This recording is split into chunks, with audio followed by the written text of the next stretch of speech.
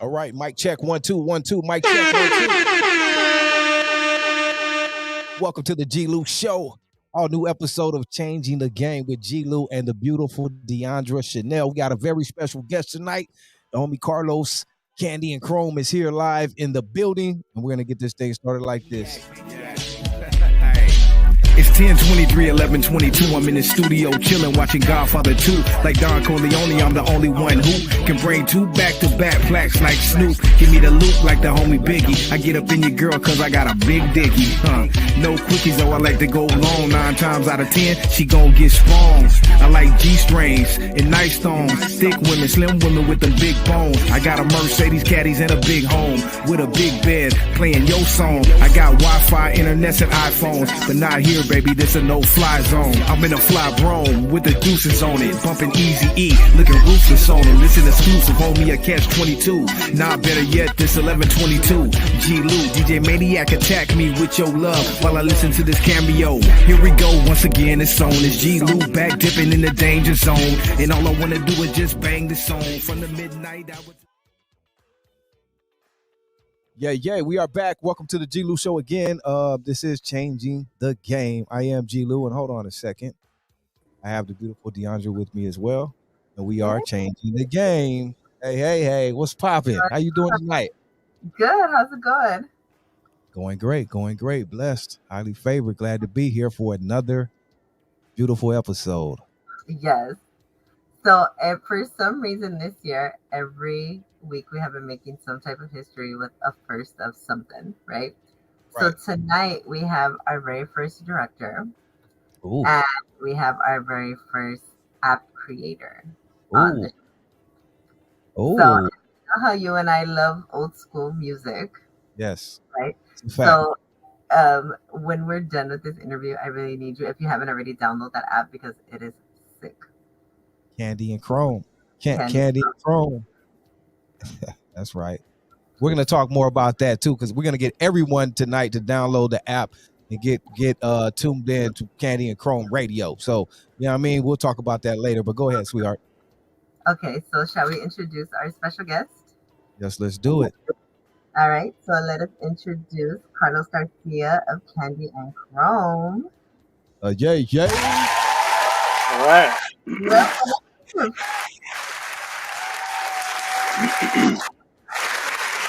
What up, big dog? Welcome to the show. All right, man. Pleasure to be here, man. I've been watching your show and I love it, man. Good info. Wow. Thank you, So, brother. I'm humbled. Before we start, I want to say thank you, because we had kind of like a last minute schedule change. Yes. And yes. the fact that you were able to come through for me in literally like 10 minutes, you're the best. No problem. I mean, social media, I could go live while we're driving, you know what I mean? You're not supposed to, but I could do that. Thank God for social media. Yeah. So You just gotta watch out for those social media police because they're out there. They're lurking. So tell us about Carlos Garcia and who you are and why should we know you? Well, I used to publish a magazine back in 2000 is when I started. I could go back further than that, you know, being a photographer at a young age. My mother, she bought me a Canon camera, one of those ones where the lenses come off, and she bought me a book and made me read through the whole book. And once I was done with the book and I showed her, then she let me use the camera and showed me how to use it. And it's just I couldn't believe it when I would go and develop the film, you know. Then she started taking me to the park and showing me with her car. My dad's always had my mom a lowrider, and when I was young, she had a '77 Monte Carlo on she had 14.7 true spokes, and with air shocks in the back. And my dad would take off and always tell her, "Don't ever mess with these air shocks. You know they're dangerous. Whatever." As soon as he leaves, she would open the trunk and use her keys and just be like, "Shh." So that thing was laid on the floor, and then we would go cruising. Don't be hitting like my switches either. Don't be hitting my switches. But man, it was a trip. But from that point, later on in life, me and my dad, we decided to start a magazine. Okay. So Oh, we went this is from that point. I didn't know that. Yeah. so we went from that point to doing the radio station. So I've done a lot of media. I'm always trying to publish. I've published books for business people. Um, I'm always up to something new. which is awesome. 'Cause for some reason on this show, we tend to attract jacks of all trades. Yeah. We Yeah, I definitely. noticed that. I see when you had Mr. Everywhere on there, OG Rome. He is Oh, everywhere. You see him he in is one town, the next day he's performing 150 miles away, and that Right. 2 hours later he's in Palm Springs. I no, was just that's watching him today on IG. I was like, wow, this dude, yeah, he's everywhere. I just see him doing all type of stuff, man. Shout out to OG Rome. Yeah, yeah, yeah. so. Tell us about. I know that you did photography in the beginning, and then you Yes. published your own magazine. How long did you have the magazine for? From 2000, I did 12 issues. I did 12 books, and there's a whole story. We had to shut it down because of distribution problems and stuff like that. But it was just too much cost printing, distributing. Everybody was making money except for me, the guy putting it together. Mm, Um, so I always wanted to go from that point to doing video.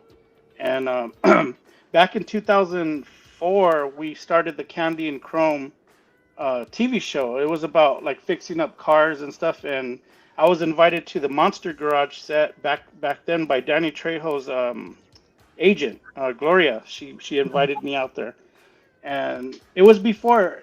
Now you got TV shows all over. You got Rich Rawlings. You got all these different shows. There's hundreds of them. They're all over Netflix.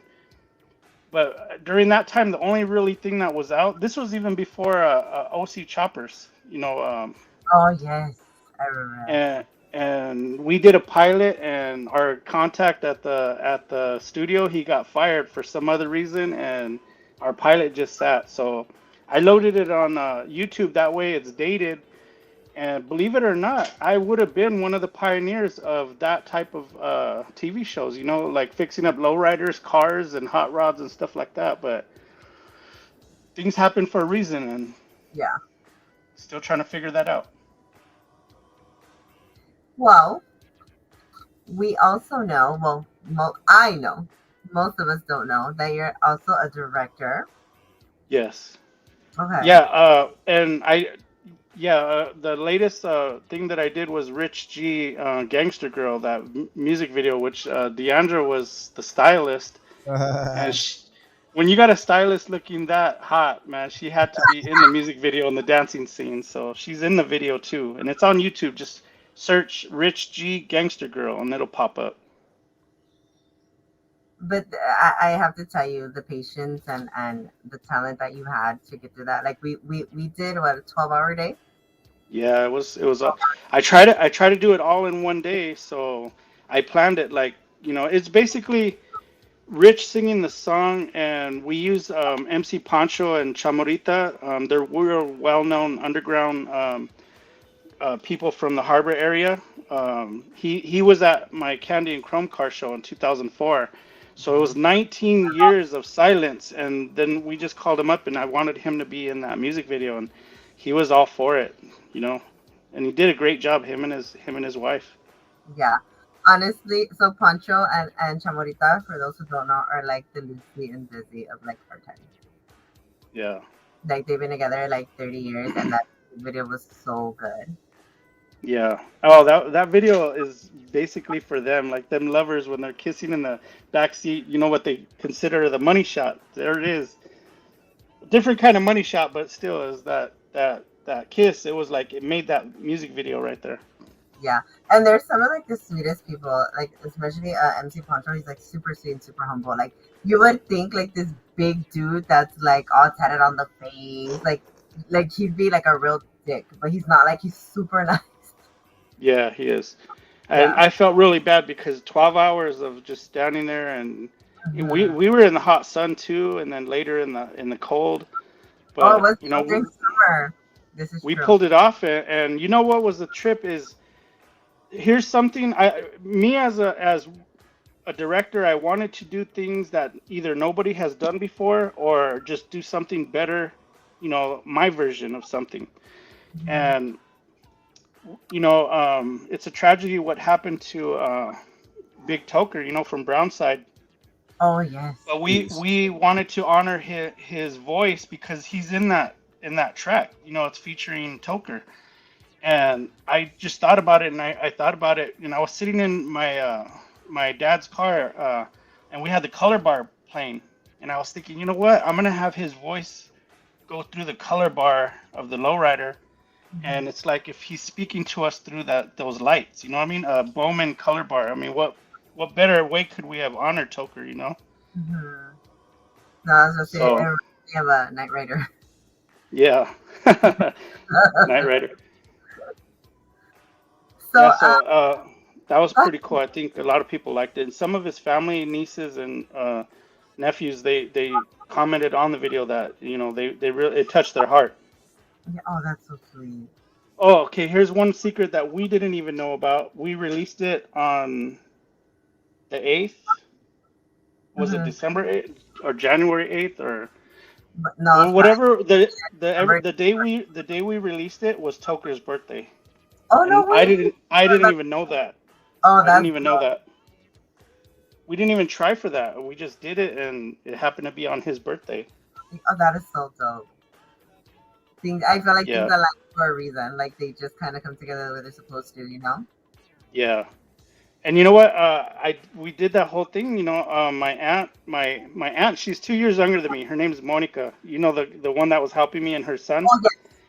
So it's basically just the three-man crew right there. Doing all that work, and my little cousin, he was running around, and everybody was hustling. Everybody, even you were doing. Running back and forth, and we just made it happen. I can't believe it. And the end results was beautiful. That music video, it's really beautiful. Basically be a one-man show. Because when I tell you, G-Lew, this man, like when I walked in, working from start to finish, no breaks, no nothing. And like I said, most of these music videos require, now looking at what he does, I don't know why it requires so many people and so high of a budget, because this man was able to knock out a whole music video in 12 hours. Yeah, actually, the tail end, the bar scene when we filmed, we had to make a phone call because some of the guys that were supposed to be in the music video, they bailed on me like hours before. Yes. So I called my buddy Trip. He was from the KUCR 88.3, and he runs that Vatos y Viclas magazine. And I called him up. I said, Trip, I need some guys in the bar, tell them we'll offer them free beer or whatever. He goes, don't even worry about it. He goes, I'm going to send you about 20 dudes right now, but these are going to be some rough suckers, man. He goes, better hold on to them. And sure enough, all these bikers pulled up with big old 32-inch wheels in the front and making a lot of noise. And I was like, wow, they're going to make this video really popping. So we end up parking all their bikes. And these guys are the same guys that were in the Mayans. So most of these guys are actors from the Mayans TV show. Wow. So there's a lot of little special things that happen with this music video. I mean, there's even more. I could go into detail of the beginning scenes that showed the makeup and jewelry, and then there's a gun with some bullets and stuff. All those brushes and all the makeup, my aunt, she put it out. That was my grandmother's stuff, and she just recently passed away. And then the flowers that are in the beginning that are in there, those are my mom's flowers from her funeral. Wow. And same thing, the blankets on the bed and stuff. So it's like, it's when you make a movie, you can do all these little secrets and then talk about them later, Yeah. But it just makes it more special. And honestly, like, it's always good. Like, that a project is going to be kick-ass when you put your heart into it and you do the little minute details that you think most people won't notice. When you put it out there, it makes it that much more like valuable and that much more like special, Yeah. And my dad, he was out there, he was helping a lot, and he just kept yelling at me like, okay, you already got it, don't do another take, you already got it. And my mind's going 100 miles an hour because I'm literally piecing this film together from every part that I know. If I need another shot, and I had the drone. When I had the drone up in the sky, I kind of just did it quick, but I knew exactly what I needed, and I just wanted to follow that 57 through the streets, and it came out pretty cool. Yeah, Like that to me in my head, that is the definition of a visionary. Like someone who will Yeah. make everything super detailed and have a passion for it. Those are always the best projects. Yeah, and it landed so perfect that the storyboards were just so perfect. Like if you look at the storyboards and then watch the music video, it's like page per page, color by color, and it's every scene is exactly like the way it showed up. Yeah. G-Lew, I'm gonna kick it over to you. I want to know. It was a few things, but speaking on the scenes and shots, how do you know when you have the right shot or enough shots? Because like you said, I know time is limited. You're doing stuff. You don't Yeah, want to keep doing it over. But how do you know when you do have it? If you do, when you have that eye, when you're doing a shot, like there's a shot where he's sitting in the car and his hat was kind of flipped up, and I didn't like it, so I didn't want Deandra to have to come and redo everything because we were like pressed for time. We were running late. right, So what I did is I shot it the way it looked. Then I pulled the whole camera and moved the setup, and I shot it the way I think it would have looked better. And then I said later I'll choose one of the two, and I end up flashing from one to the next, and then you really can't tell. But his hat, a gangster hat, but it was flipped up and it looked like a miner's hat, like a gold right, miner. Yes, yes, yes, yes. And so, like I said, you do that shot, and then you just say, okay, well, let me try this because it's better to have more than not enough. Right. And that's the way everything worked out for us. right. Do you like the? Let me ask you this: being a director and shooting, doing videos and whatnot, do you like? What do you like more, or what is more time? Like, what is the harder part, doing the shooting or the editing? I'm sure the editing is hard, but I mean, what do you kind of enjoy more, or if you do? Um, you know what? It's the beginning process, the storyboards, and figuring that out because I'm pretty good with the storyboards. If you show me something, I'll film it to look almost exactly the way they want it. So, and you know what? A lot of times too, what I like to do on the set is listen. Oh, you should do this, you should do that.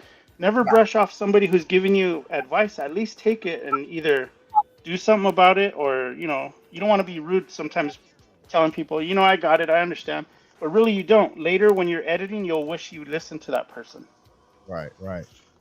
How many times, like you said, storyboards and script, like you have the, already story what you want to do. How many times is it, or like, does the person who wants a video done, how many times or how much do they come to you already knowing what they want, opposed to kind of knowing what they want and you taking the helm and making it kind of, seeing their vision and doing it your own? Or how much is it more so they do most of it? Like, how does that work?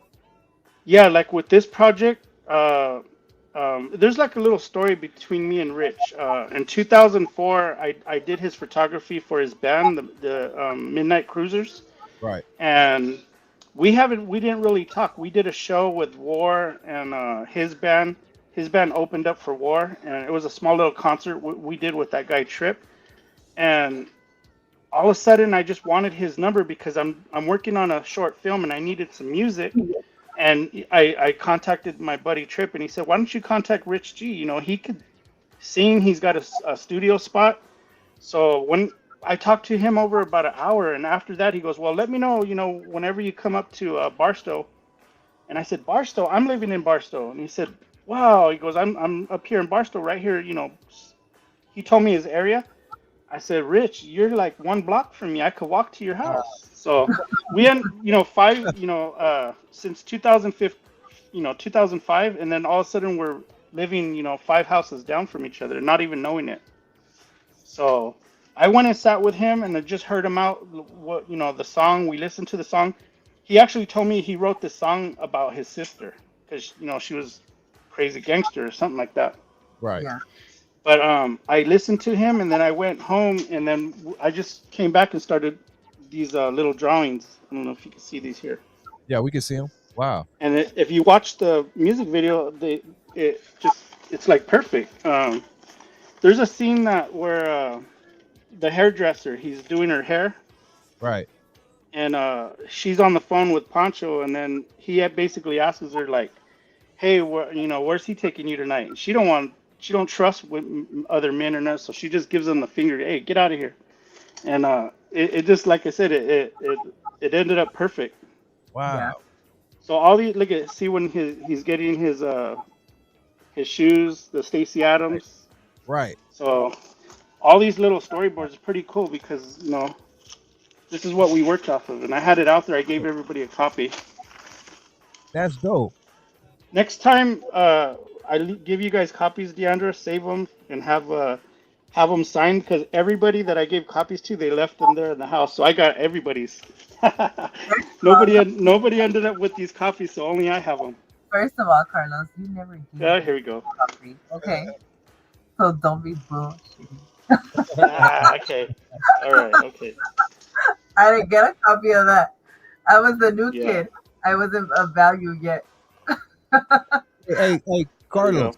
Carlos, Yes. how important, because that is important right there, what you showed me, and how important are doing the storyboard? Because I mean, obviously, you come from a little bit of an old school videographer background. You know, Exactly. nowadays things are different. I was going to ask you that too, the pros and cons or the difference with nowadays. It's a little easier. You still got to know what you're doing, but I mean, it's a little easier. Anybody can kind of do their video, whatever. But it's a difference between a real director and someone shooting the video, and with you having the storyboards, et cetera, et cetera. How important is that? And what would you say to even new directors? Because a lot of probably kids that's doing it don't even go all about that route and have all those things. Well, you know what? That's what's going to set them apart because a lot of these new guys, there's you type short films in YouTube and you get all these great productions, but they kind of go nowhere because people, they click it to watch it. Half a minute down the road, they just go on to the next video, Right. So to me, I like to go back all the way to, what Spielberg, them guys. I don't know if you remember Steven Spielberg. I think it was him, but they had the series called American Stories. I think I do. No, Amazing Stories, and it was like shorts. It was all shorts. There was one with a mummy. It was like Alfred Hitchcock type stuff. Right. But to me, that was like really inspiring because I wanted to do little movies. I wanted to do enough shorts where I could put together my own series, something like that. And I remember at a very young age, I was like 4 years old, and my mom, she brought this. I don't know if you remember. There's not VHS, but it was before that. It was called Beta. And she brought a tape, and it was Bugsy Malone with Scott Baio. Man, that movie, I watched it when I was 4 years old, and I didn't really care for it, but the music was cool. They had a pedal car in there. It was all gangsters. They were shooting Tommy guns with eggs instead of bullets. But later, when I was about 6 or 7, that movie really meant something to me. And I always thought way back then, I want to do movies. That's what I want to do. And I would act them out. I would write them out.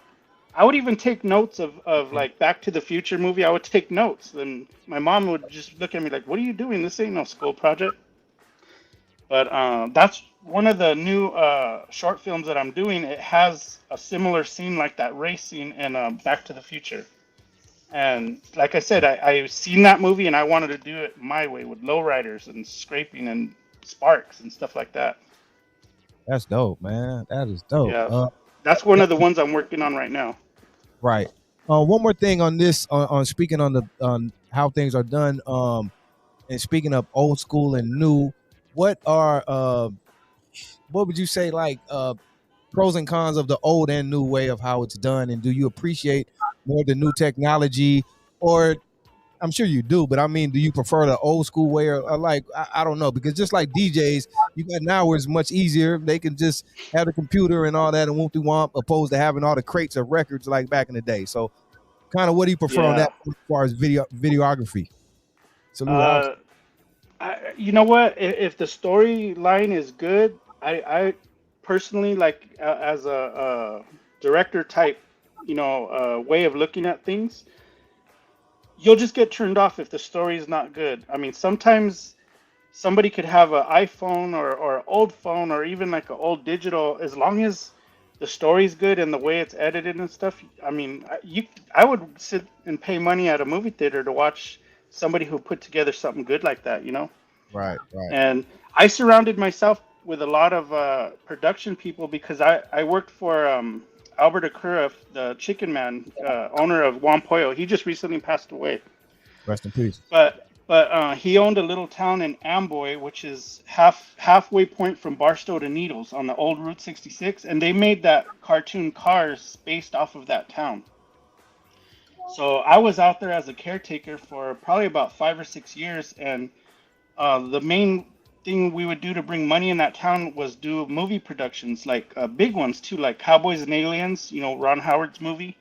Right. The Hitcher, 1984, The Hitcher. California with a K with Brad Pitt and Juliette Lewis. All those films were made there in that little town, so it's like we had like I don't know, like it was like a big weapon we had. You know, oh, look at we had all these movies made here, so everybody wanted to do productions there. Honda did commercials, Toyota, Nissan, just so many different. But every time they were looking for an extra, you know, short, chubby, bald guy with a big beard, you know, I would just, here I am.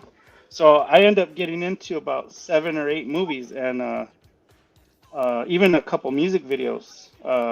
John Carpenter, the Carpenters. I'm actually in their music video. I was like the hotel attendant and throwing up my arms, whatever, and there's like a little fight in there. But I end up being in big productions like that. Wow. So Got a hell of a resume, brother.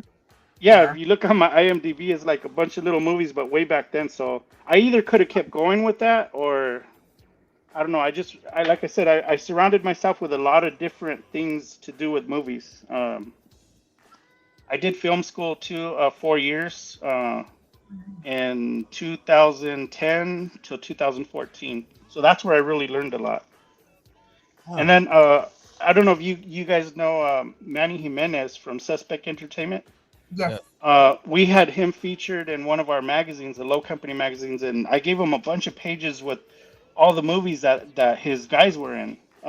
Noel G, Pete Vasquez, a lot of the guys who've been in. Pete Vasquez was in Blood In, Blood Out.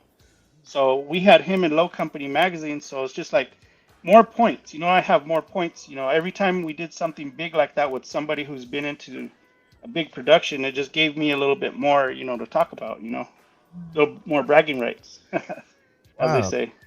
That is dope. Let me one more question, Deandra. I'm gonna turn it over to you. This has to do with films, like being that you go so far back. Like, you're not only just a director, you know your movies, you know your history. What would you say you personally would be one of kind of maybe one? I know it's kind of hard to pick, but maybe one of your favorite movies, a favorite director. And speaking of gangster movies and lowriders, I want to take you back a bit and ask you, what is your favorite gangster movie? You spoke on Blood In, Blood Out. Could it be that? Go way back to Boulevard Nights, which is one of my favorites, American Me, or whatever, as far as a gangster movie. So out of those 2 questions. You know what? To me, Boulevard Nights was real. It was real as could get. The way they acted, the cars, the timing, everything was just real. Blood In, Blood Out was a great film, but to me personally, it was like more theatrical. Right. My generation, we were into 501s and white T-shirts.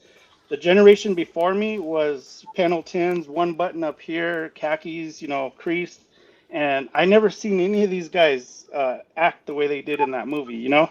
Right. But I still give that movie the 2 thumbs up because it's like our culture, our heritage, putting together a big production like that. Before my time, we could go back with Edward James Olmos with the Zoot Suit movie. That was one of the biggest inspirations I've ever had back then. When I watched that movie when I was 2, I had memories of it. I watched that movie, I think, every year after that. You know.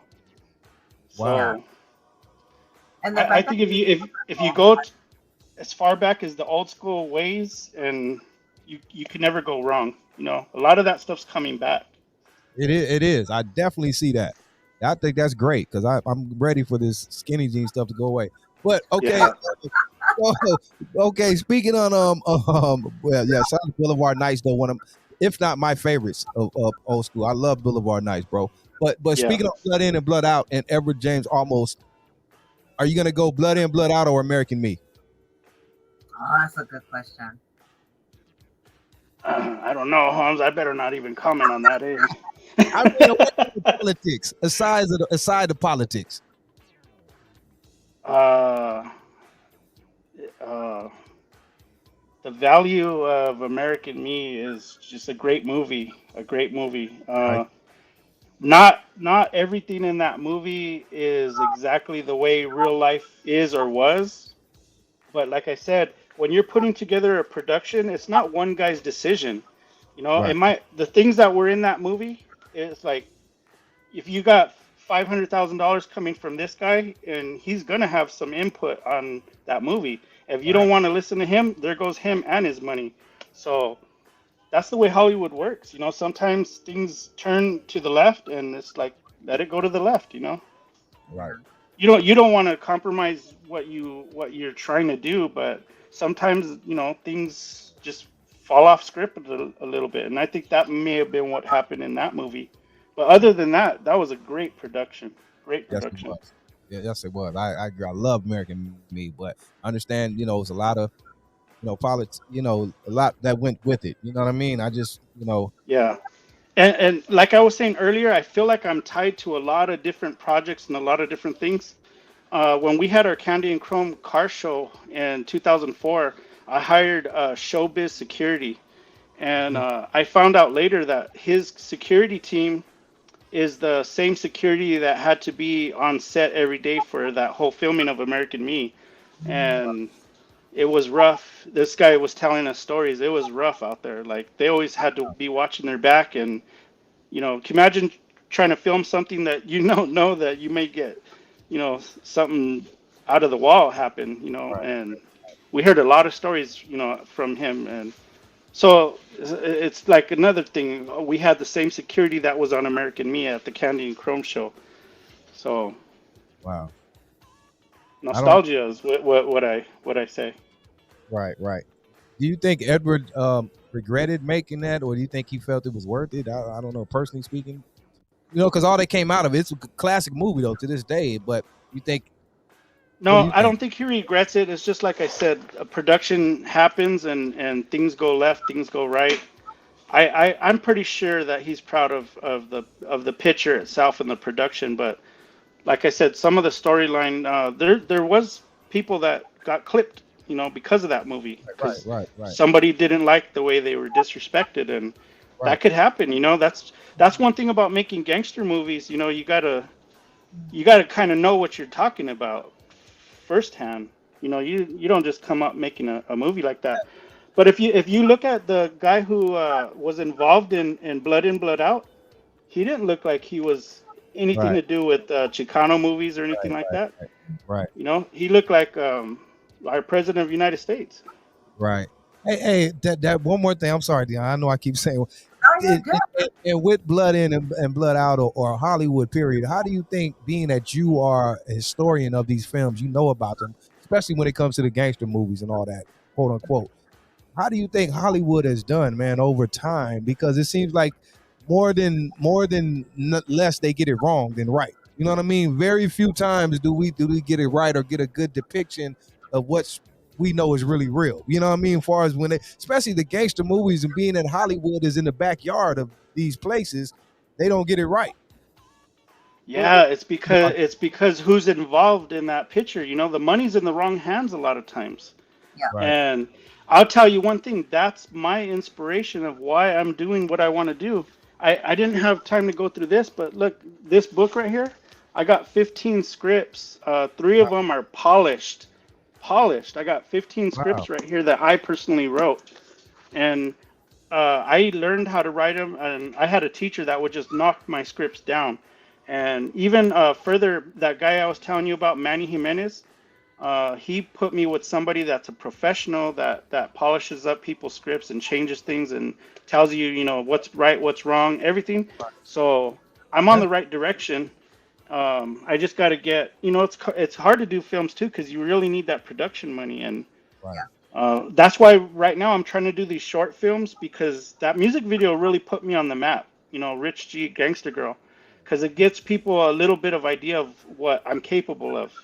Right. So to me, that's actually like a short film. That I turned that music video into a 9-minute music video, and people that watch it, I haven't got no complaints over how long it is.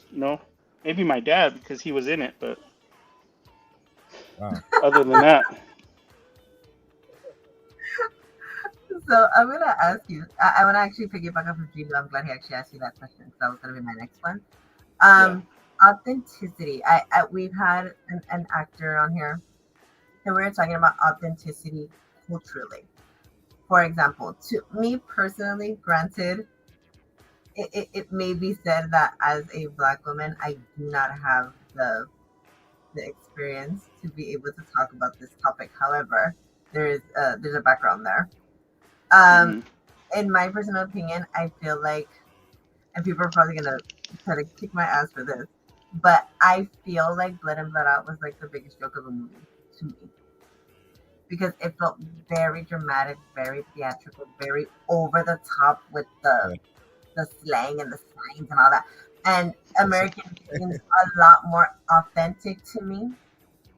Granted, there's yeah, dramatic and theatrics here and there, but it seems a lot more organic to me because it was yeah. Just yeah, directed a Mexican male. Um, and also the other one that a lot of people don't talk about that I actually really like is Mi Vida Loca. Vida yeah. Loca. Echo That's Park. great. That's a great movie. I That's a feel like great that's movie. more of a movie for the girls. Um, Yeah, but that also appears to be more authentic Yeah. than even the Yeah. blood out of it. Another one that I cannot handle, and I don't care what anybody says, colors. Oh, I mean, yeah. Like but colors for colors, nothing in the world. colors, But you hold know on. what? But you know what? Color. Colors was funny, Go. but colors was groundbreaking. I'm sorry, Right. and Right. you get half and half with that. A lot of people Yeah, it was groundbreaking, but I all feel colors like was it was, groundbreaking and did a lot more than a lot of those other movies did, far as worldwide and as far as gang. I mean, I agree. that's just the truth. But I I agree with you. But I think the only reason that happened is because of the names you put in it. That's all. That's the only reason. If it wasn't for Yeah. that, I don't think that would have been the movie that it was. It was fake as hell, though. You got that right. But it was just something about it that obviously captured. You know what I mean? I don't know what colors did, but it just did something, though. It did. You know what? Those type of movies though are what set off for studios to want more of that blood, Yeah. and This is and true. it started getting to the authenticity. But you know what? Like I said, that movie Colors, it's on the shelf. I love that movie. Yeah. Um, Too. I'm not. I don't really complain too much about films. I even when people make mistakes and stuff, those are what I used to love. I don't know if you guys remember Pee Wee Herman's Big Adventure, the first version that came out. When he was pulling that chain out, you could see it coming up from the bottom. But now with today's technology, you can't find that version anymore. Oh wow. But yeah, when he was pulling the chain out of his bicycle to wrap it all up, we would always laugh because you could see it coming up from the bottom. Like, come on, who did the editing on this movie? Right. I mean, it's equivalent to Jaws. Yeah. Yeah. Jaws is crazy. Now that you look back at. Oh, you could go back to Star Wars, Scary. Star Trek. That's the type When of I was a stuff. kid, it was scary though. But I look back now, I'm like, nah. Big old Yeah. So my goal is to put movies out there with my touch. I'm not saying that I'm gonna make the greatest movie. People might not like it, but so far everything that I've done, I'm doing it because I know what I'm looking for. I know what great movies are out there, the scenes, how they do stuff like that. So I try to put a little of those touches in all the stuff that I do. I got a couple music videos that I'm lining up right now. One with Kid Frost. One of his he just signed with Warner Brothers and he's doing some new songs. So That's dope. I've been talking with him, and I'm hopefully I'm on the right track to be able to do one of his music videos of his new album. That's dope, man. That's dope. Who is speaking on Kid Frost? I was gonna ask you. I'm sure he's one of them, but who is someone that you would love to do a video on that you know you never have or you would just like to on your bucket list? That could happen. You know what I mean? Not something that just a dream, but you know that you can see You happen. A film. you know what? I'll throw something out there right now. You remember when Snoop Dogg acquired Death Row Records? Right. He came out with this, that song,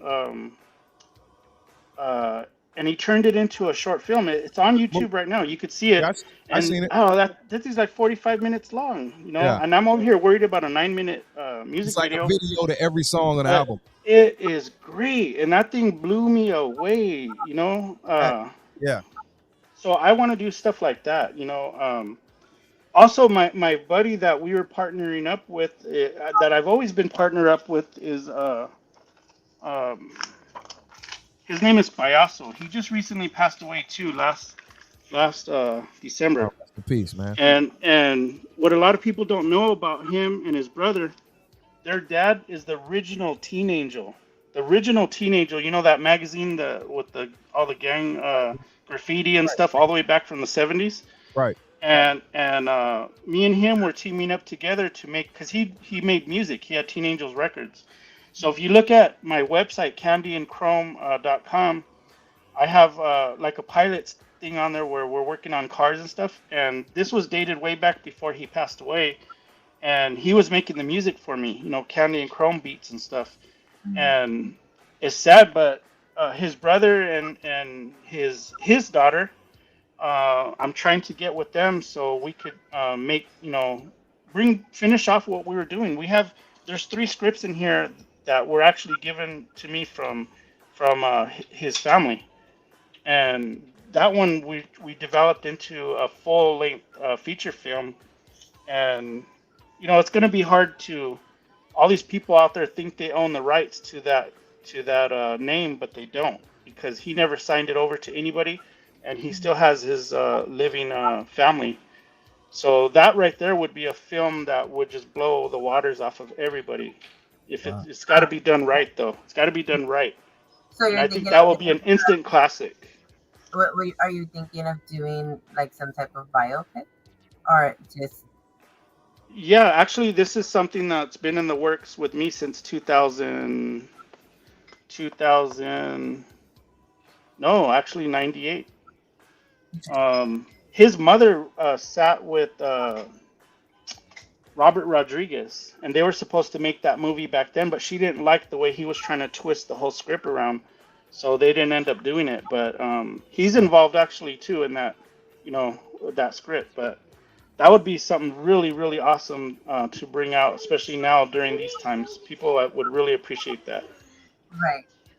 Do you feel like, considering that you're a director, would you want to do more biographical things about Mexican or Hispanic legends, like of our generation and a little bit further back? More of the musicians, because I don't think that there's a lot of that out there. There's not enough biopics. Like we just had, the Hot Cheeto movie, but we're talking about like musical legends and people who were innovative, like maybe the creator of Lowrider magazine or Esteban Uribe, like people like that are still, we want to be able to give them their flowers while they're here, or if they have passed on, like just kind of give them a bigger platform to be worldwide. Would you I think along those lines? That's exactly what's on my plate. I want to do stuff like that, or team up with other people that want to do it. I'm not just trying to take everything for myself. I want to join all these different people like Manny Jimenez, and you got even that movie you just mentioned, the Cheeto movie. Me and my son went to the premiere. We were invited because we're really good friends with Richard and his family. His son. I'm the one that did all the body work on his son's car, that 62 that he has out. It's really beautiful. But there's another connection that I have right there. So, So, and that movie was when he was talking about new versions and old versions, that movie right there, it blew everybody out. The music they put together, everything, the storyline, the cars in there, everything. That movie was beautiful. hey, bro, briefly, I'm sorry, I got to cut in on this because I keep hearing you talking about but your love for cars and hooking up cars. Tell us about that part, and I don't know, because I'm interested in like some of the cars you do. What's your love for building cars or doing graphics or whatever you do on cars? Tell us your love for cars and lowriders or whatever Yeah, you hook.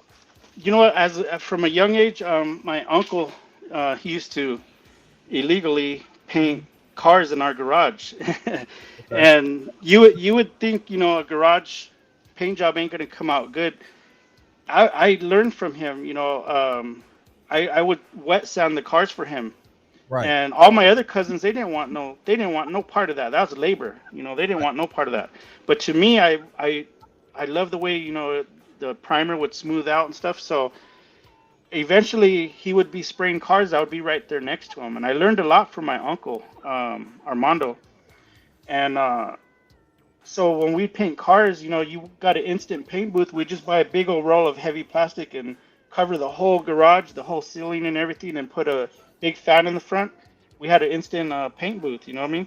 Wow. So from that point on, it was like another skill I could always fall back on. I've done painting, welding, hydraulics, Wow. custom painting, Can I build bring my cars car from the to you? ground up. Can I bring my car to you, man? You can I Oh can yeah, man, my definitely. man. My man. Okay. Okay. I specialize in those cars that people think they're ready for the trash. Like I turn them back into cars again, new floors, new metal, everything, and that's my specialty. Oh, that's it. Wow. Beautiful. Beautiful. Beautiful. Go So ahead. T. let us talk about the reason why we are mainly here, which is Candy and Chrome Candy Radio. and Chrome. Yeah, we forgot about that, huh? We Candy and sure Chrome. did that was gonna be the bring it on home. But he got so much going on. We're just getting to this because this man is Yes, a jack incredible, of bro. You're trade incredible, bro. You're incredible, homie. Yeah. Crazy. So back when I was real young, my grandmother she would make homemade menudo every Sunday. I'm talking Saturday night, chopping everything up, cleaning everything, and all the family. There was 9 brothers and sisters, my aunts and uncles, and she made sure everybody was there. And so it was mandatory. You go there to eat menudo, then after that, go to church and have your day. But as long as you were there that morning and afternoon, so I would bring my boombox. My mom bought me one, and I would play music. And of course, all the music that they had there in the background was all like, Motown and War, El Chicano, and stuff like that. So I would just, I was like 5 years old, and I knew how to get the needle and start the records. My dad taught me how to do that. Wow. So I've always wanted to do a radio station, and once the technology came, I was able to do it. Yeah. So talk to us about what it takes to start an app, especially a radio app. I feel congratulations to you because I have not seen an app yet that focuses on strictly old school music. Yeah, and it falls on again. This is why I had Pandora, Spotify, all these different apps, and I didn't like them. They would play some songs good, and then before you know it, on Pandora, you choose an artist, and then it just gives you all the ones from that genre. Right. And before you know it, you're listening to the same, Stuff. thing, over and over. Facts. Hey, That's a fact. hey. Yeah, I got 4-year-old granddaughters, and these guys are a handful. You should have brought them to me. I love children, especially little girls. Yeah, yeah. These ones they're back there. I told them they promised me they would be quiet, and they're over there fist fighting. It comes with it. Hey! Wow, that's funny. It comes with it. So tell me what it takes to actually build an app from the ground up. In 2004, when I first wanted to do this app, I created it. I paid an app developer. Oh my God, it was so ridiculous what I put into this. The studio we had, the low company studio, we brought in bigger, tougher Wi-Fi internet. More higher up, more megabytes, whatever. And by the time I got that app completed, and I started sending out links for everybody to listen, it was just too. The more people that listened, they would start tying up, and man, I would get frustrated, and I gave it up. I had all the equipment there, so I gave it up, and my mom was always on my case, like, you got to bring that radio station back, bring it back. So in 2010, I brought it back, and so I did it from 2010 to 2019, and my mom passed away in 2019, and man, it was so hard because it was her that was always pushing me. It was all her music. She gave me like all her records, and we took a lot of time putting them on MP3 and listening to them, cutting them, and she was like all involved in my radio station in the beginning. But when she passed away, I didn't want to do it no more, and I just let it go. But I can't be like that. So time, the more I think about it, and I brought this radio station back for her, and it seems like now this time that I brought it out, it's getting more attention by more people. Even right now, Kid Frost has his Cruising with Frost radio show on Sundays at 6. So we barely started that. So then right now I have a DJ, Groove Shack Radio. Monday through Friday, he's on every day at 5 o'clock, unless he's got something to do. But he's always on there. He's always on playing, a lot of new music and stuff like that. So, but right now I'm trying to fix the push notifications. Building an app is really hard, and if you got the money, the app developers, you could end up spending $100,000 just to develop an app. So right now I'm really trying to work all the bugs out, and once we do that, then nothing's gonna stop me. I'm fully licensed. That's tough too. The minimum license to run a radio station, the minimum cost is $500 a year, which is not a lot of money if you're making money, but when you're not making money, that's quite a bit. Right. And then you get a lot of other people that do radio shows, and they just play whatever they want and they get away with it. But when somebody like me tries to do something legit, oh man, I've already had lawsuits from almost every record company out there, but my license always backs them down. They're not expecting me to be fully licensed. Right. Wow. And I am. So hold on. How does that work? Because like you said, having a license and not having a license, opposed to playing what you want to play, because I mean that's what radio stations do. So break down for that for people who don't understand that part. Well, like a real radio station that runs off of the FM antenna, they have a broadcasting license usually through some big mountain company that owns them, like Clear Channel and those type. But if you want to do like even podcast, you could get away with it as long as you don't catch the ear of so and so's lawyer. You know what I mean? Right. Like right now, war. If you play war songs, a lot of times YouTube, Instagram, all of a sudden your live will just get cut, because that copyright thing. Right. With me, I filled out all the paperwork that I needed to necessary and pushed it to all these online platforms. So when they see me getting a red flag, they look at it and they already say, "Oh, this guy's licensed." They just let it go. Yeah. Oh, wow. That's important information right there. But here's another thing. Just like I don't know if you recently seen when Snoop Dogg was talking about how much he makes off Apple, iTunes, Spotify, that it's garbage. It's pennies on the dollar. Right. Sometimes it's good for people like me because every song that I play, it could be anywhere from 2 cents to 25 cents. So and I'm playing music 24/7. So I have to give reports every year of what I'm playing. And a lot of times, some of the music that's underground, that's not tagged, I won't get charged for it. But more than likely, if it's in the catalog of like BMI, SoundScan, and all those, I'm going to get charged for it. I don't know Right. if you ever have Pandora where you're playing it and then a little ad thing pops up and it says, "We do not like playing to empty rooms. So if are you continue listening, click Right. yes, Right. click no." That's what they're getting at. Like if you're not listening to it and they're playing it, they're still paying the artist. Oh. But so they collect those fees and then they distribute them onto the artist.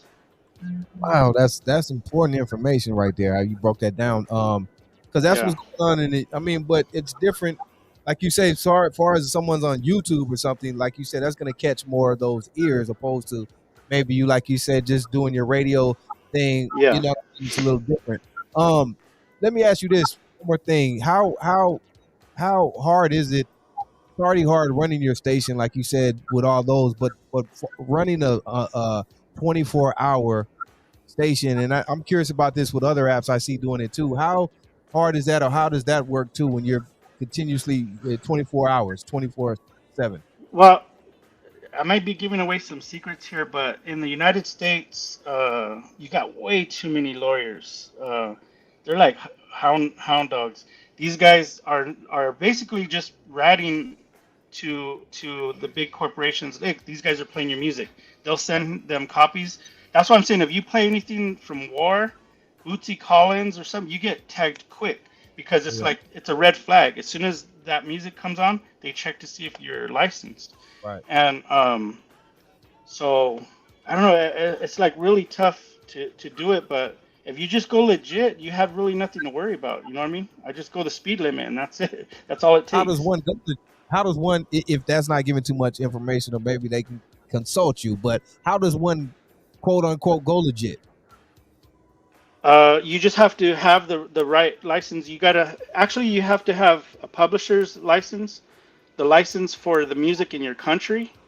Um, some of my music will get banned in Australia because they don't allow it there, or but it'll tell me like when I'm playing a song, I'll get a notification like it's banned in this country and that country.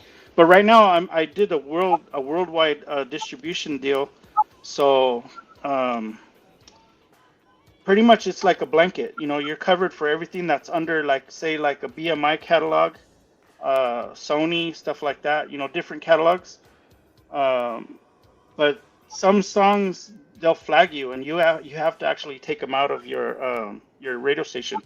And not only that, you can't just throw 20 gigs of music into a cloud and play. You have to have the metadata behind each song, or that song you're gonna get in trouble. So it was tough. I mean, like I said, it took me 4 years to actually figure out how to do it correctly. Right. But you ever go on iTunes and you right click on it and it says song info, and there's all kinds of information in there. But that's the stuff that licensing is looking for. So if you have some songs that don't have that metadata, then you get tagged right away. Like, hey, who's the owner of this song? You have to take that out, or you have to correct it. Right. Yeah, I'm aware. I just want to break down more kind of exclusively because some of the things I don't know, but I'm definitely aware how that works, Yeah. flagged, all that, and your stuff taken down, all these things. But I'm just curious too on 24/7 radio. And another thing, is there how like once that's going, I've seen that with other apps too when the music is constantly playing too. How does you have like how does that It, work? it's a cloud system, like Spotify. You Okay. could go on Spotify at 2, 3 in the morning, click play, and it's gonna go. It's Right. like a cloud player. Okay. That's how I'm running my station. Okay. If you're running like a FM, you have to sit there and you have to have your hardware running. Record spinning, CD spinning, and stuff like that. But me, it's everything's uploaded MP3, and so. I could control what songs come out next right from my phone. Okay. My app, they developed it where they gave me full control from my phone. Okay. I could be on the road and somebody calls me and says, "Man, can you give me a shout out?" I could record it on my phone, save it as an MP3, upload it to the radio station, and boom, it's right there. Oh, that's So dope. it's on the spot, and I didn't have all that before. It was really hard to do it before. So the That's technology is getting better for radio. that's dope. And you also, so the difference between you and Spotify and Apple Music and things like that is that your app you take requests. Yeah, on the app, there's a request line. So every song that I have in there, there's some that I'm allowed to put on the request because not all my music is on the request line. I have to go through a lot of that metadata to make it to where it could be requested. Okay. Because when a song's requested, I think you have to pay more. You know, may not be a lot more, but it's compared to 22 cents to maybe 25 cents. Okay. So there's a big difference. So that's like really good knowledge for anybody who's really trying to really get into the Yeah, radio and change it. Exactly. yeah, You are the epitome of changing the game, darling. Changing the game. yeah. Like no, Oh, here's a see these cards. I made these download cards that I give out to. So if you have iTunes, you use the QR code, the other one. But what I did, I kind of was smart. I made it as a table tent. So if you go out to In-N-Out Burgers, and when you're done, clean up your table and leave this on by the napkin holder. And now people are seeing these all over the place. I get pictures of somebody that found one of these in Colorado at a truck stop, Palm Springs. The other day, Kid Frost actually sent me a snapshot of, I guess he was in Colorado and somebody had one of my Kandy and Chrome stickers on one of the telephones or something like that on the front of a gas station. So that was kind of funny, my stickers and these cards are kind of making it out everywhere. yeah. That's kind of cool. No, the ones that you gave us last night, we had Yeah, them and my son snatched them up and he's like, I'm gonna go give these out to my friends. yeah, it's kind of cool. I even have that's our car. Mine and my dad's '59 Oh, convertible. that's nice. That's nice. Yeah, so I use it for pretty much everything. That's nice. And I printed 15,000 of these, and I only have like a handful left. So it's time to print another round. Nice. So now, what other part with your directing and your apps and things like that, and your custom options, custom cards, what other projects do you have coming up next that you can talk about? Right now it's just the short films. I'm really trying my hardest to find the right people. I've actually have a few investors that gave me some money that we stuck into an account. So we're trying to build that up to reach the goal. It's not even a big goal. It's like $58,000 to do these 3 short films, and we're almost there. So I got a lot of publicity on it. Like I said, once these short films are out, instead of me showing people that music video, now I have a few short films. It's going to take things to a whole nother level. People will give me time of the day, and I've been meeting with big people. I've had a meeting with a guy who owns Hollywood studios, the old Hollywood studios where they filmed a lot of stuff. He rents it out to HBO, and I sat in his $15 million mansion, and the first thing he said is, cast it on my TV. Go ahead, let me see your trailer, your trailer for your movie. And you know what? I felt this small because that's what I was there to try to, go further. But what he let me know is you should have been more prepared before you came to see me. I'm not the beginning guy. And he told me just like this, your short films, 50 some $1,000. He goes, I got that in my left shoe. I want to hear about your $750,000 movie. When you got that ready, come and see me. And can you imagine that? I mean, he's still a good friend of ours, and he's waiting for a big full feature film. He said, don't bring me no $50,000, $60,000 movie. Bring me the big budgets. So it's But meeting the right people, and at the right time, it'll happen.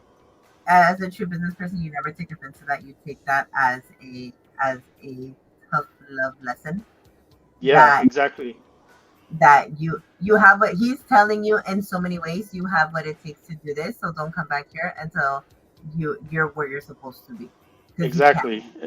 You're not even at my level. He's like, but he gave us the whole tour of his house, and man, Became that was most beautiful house. No, don't ever whenever you are in a space, don't ever look at stuff like that. What Yeah. you want to look at it as is a tough love lesson. He's not telling you, oh, you're beneath me. This is bullshit. He's telling you, you have what it takes to bring me a $750,000 film, so go do it and don't come back until you've done it. Right. Because you Yeah, have exactly. change that mindset. Yeah. I could give you a hint of one of the major scripts right now that I'm working on, and it's not 750,000, but it is like a $400,000 budget film, Okay. and that's covering the actors. I'm the actor that I actually wrote this movie for is Michael Pena, and Okay. he's not that hard to get a hold of. He's down to earth and he likes to talk to his fans. I know people that know him, so it's not that hard. But it's of course it's got to do with a lot of cars, not really lowriders, not really hot rods, but it's at the caliber of like Ford versus Ferrari. Okay. And this thing's written by me, and it's gonna be awesome. And that's the movie that the other guy wants. He's interested in that because I gave him a little bit too much information on it, so that caught his eye. He said he wants to hear more about that film. But I need to get these short films done. That way, people like him, I could have casted it to his TV. You know, he probably would have brought out the popcorn, and I would have had more points with him. But he sent me out. He sent me out with my tail between my legs. So that's the way it goes. Hey, So hey, what, hey, go ahead. I just want to ask briefly, how hard is it? Because you shoot, you do produce, direct. How hard is it actually writing a script, getting a complete script done? It's not. You know, you could sit there and tell your own version of a movie that you've seen, and basically all you got to do is start writing that stuff down and then develop it into characters, and then use a professional program like Saltex or there's a couple other ones, and it never is it's never wrong to learn. You know, grab books. That's how I did. I bought like 30 or 40 books and I read every one of them before I did film school. So when I went to film school, I tried to talk the language so people know, you know, I knew what I was talking about. But I learned a lot. You know, I learned a lot being on set too. So you could actually be on big productions by getting yourself involved as help. You know, the guy who runs the chords for all these guys, they always need people, and that's your way. It's like you come in as a janitor, like Richard Montanez, and you leave the CEO. Yep. So, where do you see yourself direct? Because it seems like your passion is directing, yes? And Yes. filmmaking. Where do you see yourself ultimately? What is it that you would have to do to say, I made it? This was the goal. You know what? My very first full feature film. Once that's done, you could relax if you want to, or you could stay with the fire and come out with the next biggest thing. But Mm, I just want to leave my children, my grandchildren, something like from me as a legacy, tangible, something that they could make royalties, you know, money off of, stuff like that. Because movies could be sold not just here; they could be sold in 27 other countries. There's right. buyers. Once you're involved, you go to those festivals, and you know you might get a TV show in Australia that wants to buy your movie, you know, so they can play it on a Saturday night over there, and they'll offer you big money for it. So my goal is to be on that type of network instead of laboring over here sanding cars all day, you know? Right. I mean, but there's good money in that too. So, I mean, Well, I want to shit on it. Hey, hold on. What do you think about too getting movies? Because I see now, being that again the technology has expanded, we see places where people now you see a lot of independent films on streaming sites and stuff. You got your right. TV and all these different places.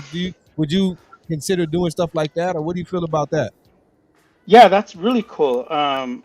You know, they have Netflix is $15, Amazon Prime. You have the account, but then every movie you want to see, it's 14.95. right now a lot of the newer movies, they're charging you 24, 25 bucks.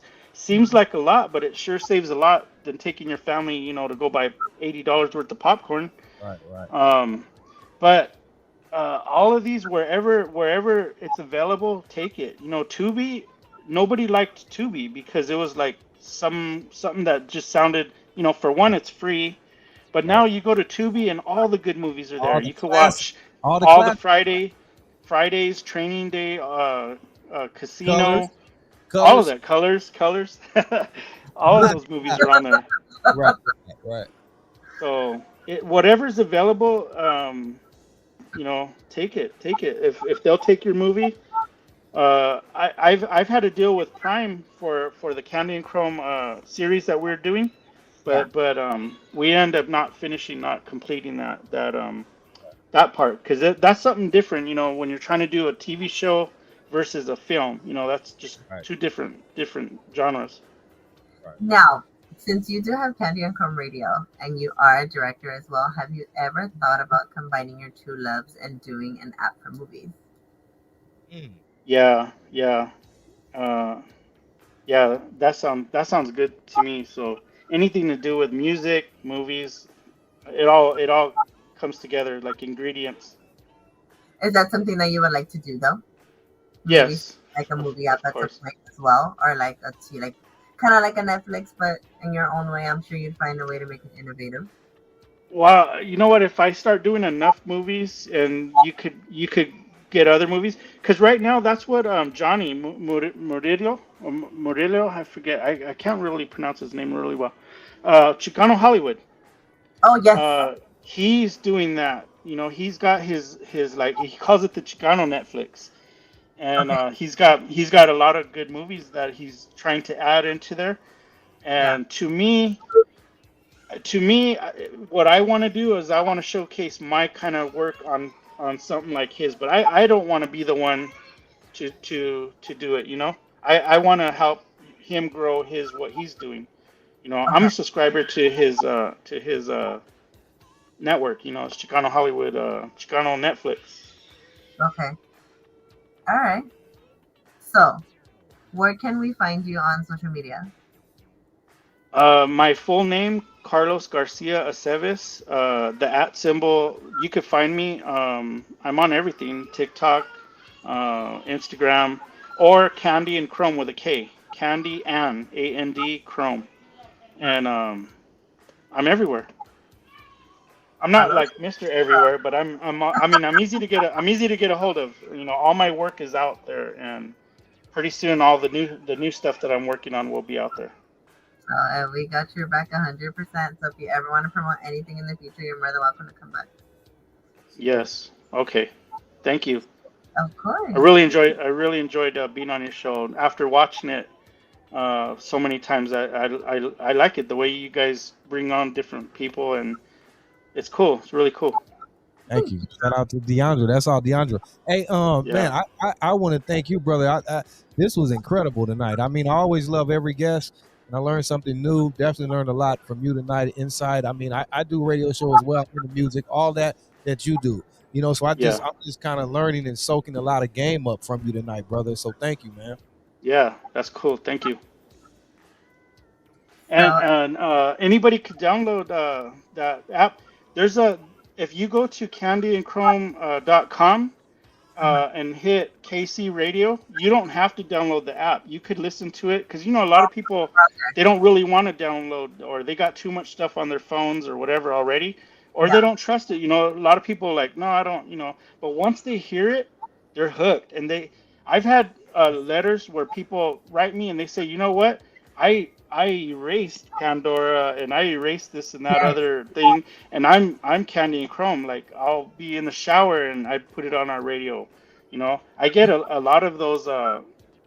They're like addicted to it already. yeah. The thing with Candy and Chrome is that because I'm an old school head to the death Yeah, of me, and that is the kind of app that I've been looking for, the kind of radio station that I've been looking for to not have to skip. Because I have my own playlist on yeah, music, but Candy and Chrome is it's one of those apps where everything it's like a record that you never skip. yeah. With me is every song that I play is like memories. Everybody has a different memory for the same song. Brentwood, Me and You, could be your girlfriend, from high school or whatever, and or it could be, a bad memory too. But more than likely, to me, when you're in a bad mood or somebody's, making you mad or whatever, when this music's playing, I think you forget about all that stuff. Yes. And it's like these. It's not like all the music cussing and too much, f this, f that, and it's more like music the way it used to be, and it kind of puts you in a good mood. Yeah. How does one more thing from me get at you, maybe to be a part of what you have going on? Because I heard you say you have different shows. Like maybe if someone wants to get involved with what you have going on, how would one go about doing that? Yeah, and I'm easy to contact, so just contact me through the app or through Candy and Chrome or Instagram or whatever, and I'm always open to talk to anybody, and whatever ideas you got, we'll see what we could do. Right. Right now I have quite a bit of cost that I'm trying to get by. So I'm trying to get different advertisers, not advertising, any commercials like what you hear on Pandora, but like special, car guys and like True Spokes. We've been talking to that guy Dave from True Spokes. Uh, it's like the legendary wheels that people used to use Can in the you still? '70s, and now he brought them back, I was and about to he's say, can you still buy True Spokes? I know they were yeah, off he for a yeah, you while. could go to True Spoke, TRU Spokes, Right. and he has all his rims on there like from back in Oh, the day. He's remaking them. But right dope. now he doesn't really want to be on the radio station because he's worried he's going to get a bunch of orders and he can't, fulfill them. So Yeah. those True Spokes though, he's selling them, they cost quite a bit of money now. They used to be Some of the 150, 200 parts bucks. from the first rims I had were some 30 spoke True Spokes on me with some Oh yeah. back in the day, homie. So Yeah. shout out to the True Spokes, man. Yeah, my mom used to run the 58 spokes or something like that on a 77 Monte Carlo with the, that true spoke cap. You Yes, just sir. pop it on. Classic. Yes, sir. So, yeah. Shout out to the Trues. So I have a question for you. Have you considered with all the projects that you're going to be doing and all the projects that you are doing, have you ever considered bringing in interns in film and music? Just to cut Bringing your in. interns. Oh, yeah. You know what? Let me give you in on a little secret. I've been in this film schools. I've even done a lot of online schools. I love when they offer those online schools. Sometimes it's the same stuff you've already heard, 10,000 times, but I still, if it's not a bad price, I pay for those. I think once I complete a couple of movies, I would even like to start a film school where I could get students, they maybe don't have money or equipment or anything like that, and maybe they're underprivileged or something like that, and I have every piece of equipment you could think of. I collected movie equipment from 2005. I still got light stands and all kinds of stuff, every kind of lens you could think of. I even have, where you're driving a car and you have that suction cup things on the hood with the camera hanging on there. I got all of that stuff. Yeah, So to me, if I find some students or somebody, really wanting to do stuff like that, but they don't have that, access to that type of stuff, those are the people I want. Because you know what? They may be the next Spielberg, absolutely. and you help them come to, like Johnny says from Chicano Hollywood. Instead of climbing the ladder and stepping on the people behind you, lock arms and go together. And Absolutely. and he's right, because he brings in a lot of people that are high dollar and a lot of people that are just barely starting or they have something small. He treats them all the same, Right. and that's good. That's definitely how it should be. So thank you so much for coming on. You were such a gem to have. Thank you, Deandra.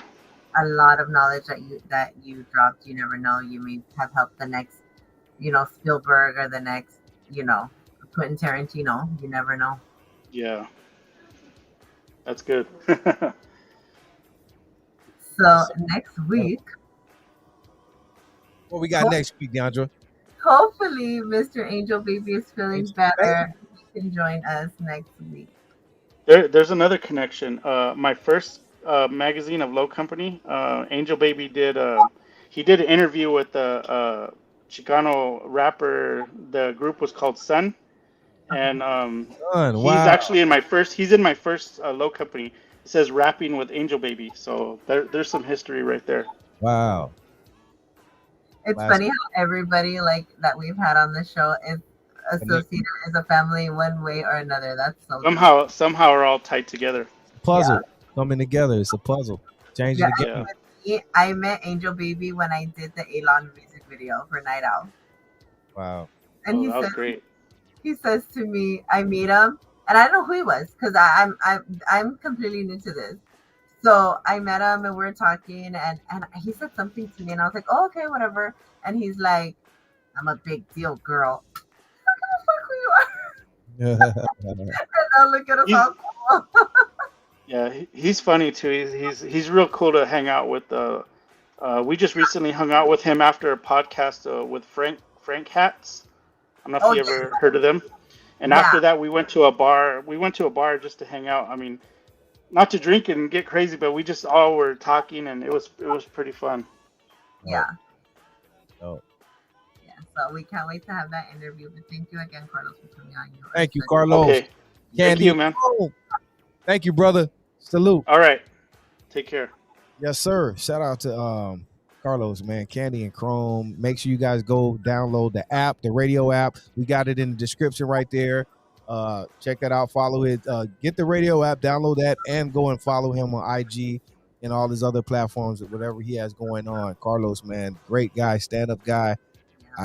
Dope interview. Deandra, you did it again. Shout out to you. Shout out to Deandra, looking all beautiful over there. Shout out to her over there. Make sure you follow her. She's a style, what do you call it? Stylist. So you want to get styled and you want to look fly, you know what I mean? That's the girl you need to see right there. That's her handle right there. Deandra Chanel.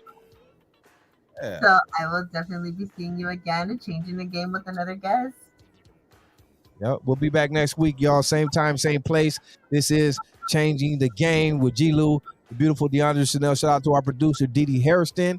And you guys, man, thank you all who tuned in tonight. We love you guys. Can't do it without you. If you missed anything, go back and hit the playback. Look at this again because it was a great interview, man. And get caught up on all the past interviews we did on Changing the Game. This is like episode 5 or 6, I don't know. So just go back and get caught up.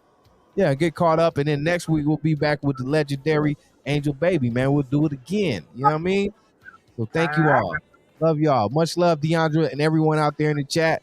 We love you all. We'll see you guys next week, same time, same place, Changing the Game. Peace. It's 10:23, 11:22. I'm in the studio chilling, watching Godfather 2. Like Don Corleone, I'm the only one who can bring 2 back-to-back plaques like Snoop. Give me the loop like the homie Biggie. I get up in your girl cause I got a big dicky. No quickies though, I like to go long. 9 times out of 10, she gon' get sprung. I like G-strings and nice stones. Thick women, slim women with the big bones. I got a Mercedes caddies and a big home with a big bed playing your song. I got Wi-Fi, internets, and iPhones, but not here, baby, this a no-fly zone. I'm in a fly Rome with the deuces on it, bumping Easy-E, looking ruthless on it. Listen exclusive, homie, a catch-22. Nah, better yet, this 11:22. G-Lew, DJ Maniac, attack me with your love while I listen to this cameo. Here we go, once again, it's on. It's G-Lew back dipping in the danger zone, and all I wanna do is just bang this song from the midnight hour. Peace, y'all.